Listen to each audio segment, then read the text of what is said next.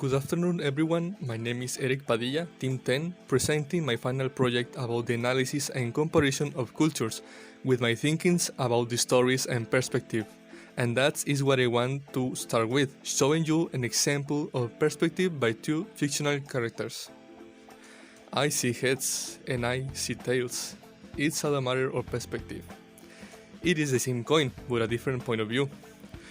What I want to say with this, and the relation of cultures, I say that when we think about a culture, we sometimes only see one side of the coin and not the entire truth.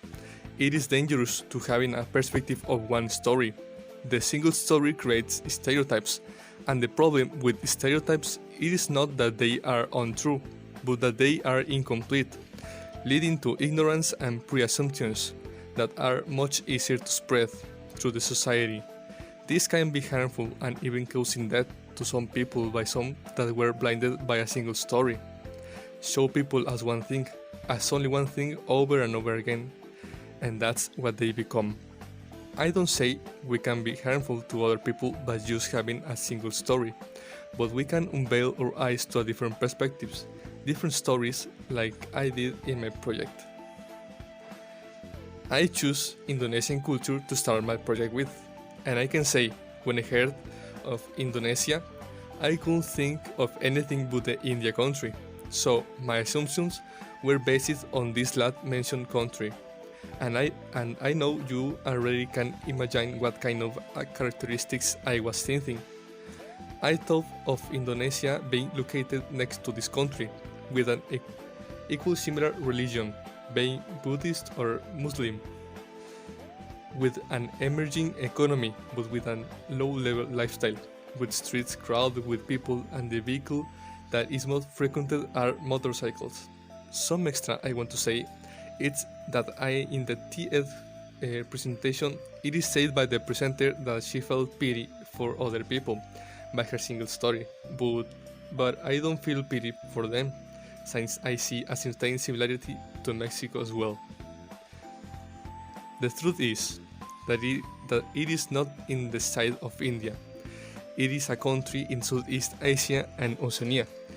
It is a country that has 17,508 islands with a population of 255 million people, which make it the fourth most populous country in the world, in addition to being the country with the most Muslims in the planet, although there are also Hindus and Buddhists in the region.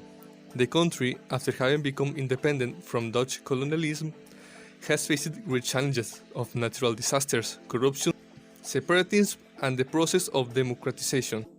Indonesia is the number 60 economy by volume of GDP, although its GDP per capita in 2020 was 3,435 euros, which puts it at the end of the table in position 160.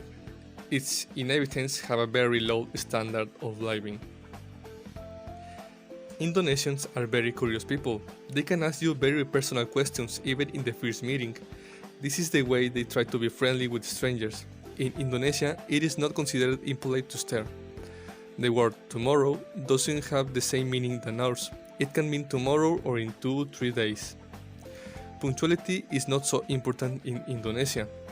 Most Indonesians use their hands to eat food and they eat fast and silently.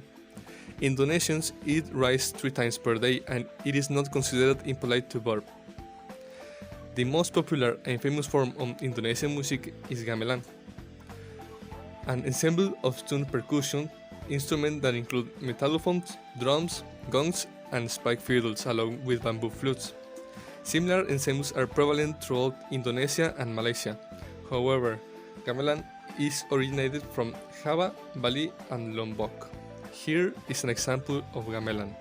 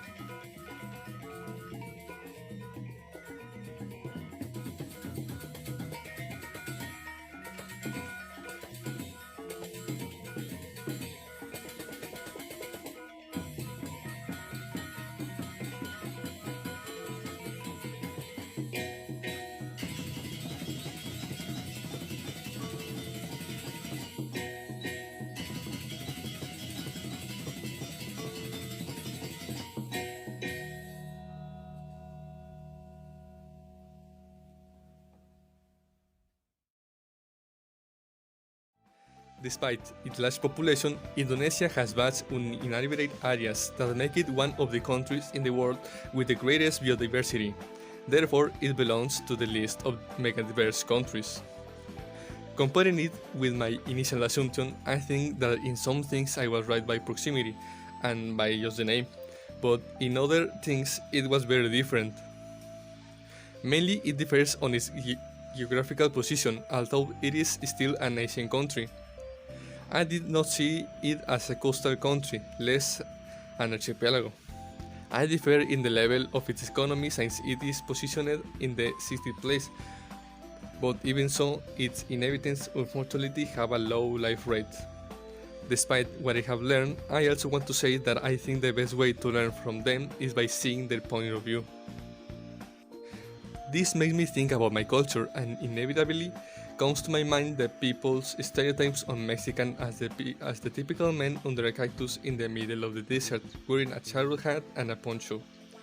What comes to everyone's mind when thinking about Mexican culture is also the taco, and our relationship with the United States, unfortunately in terms of immigration. The unique story of Mexico as a third world country that is used as a path to the United States. We all know that this is not untrue. Within parentheses, personally I am not offended by the charro hat and poncho, it even makes me feel a bit proud. But it's incomplete, just a side of the coin. Mexico is much more than that, and I think it's up to us to make the world comprehend it. Perception without comprehension is a dangerous combination. Thank you.